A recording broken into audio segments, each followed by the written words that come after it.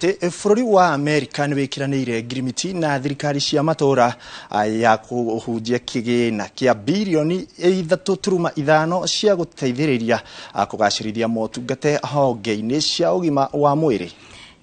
Kauntĩ ici iria ikũrũgamĩrĩrwo nĩ kauntĩ ya Nakuru nĩcio itanyĩtwo kũgunĩka na mũbango ũyũ ũrĩa ũgũkorwo ũkĩmũrĩka ũrĩa thirikari ici ikũgacĩrithia mĩbango ya ũramati wa kĩgĩna honge-inĩ cia ũtungata wa mwĩrĩ, wĩigĩrĩrĩki na kũnina ungumania.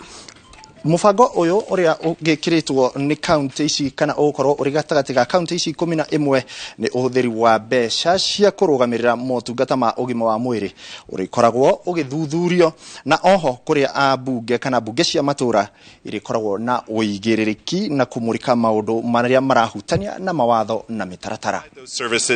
And we're also going to build up the ability to detect fraud, waste and abuse so that it can be reported and dealt with at the county and national level, so that all Kenyan citizens have the right to the services and the access to the services they rightly deserve.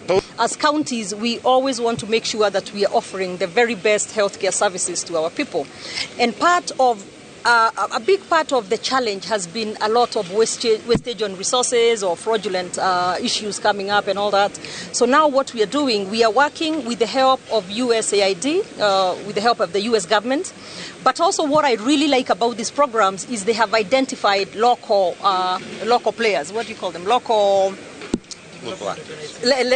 development organizations. And with them, then we'll be able to really partner well together so that we make sure we have a lot of citizen engagement.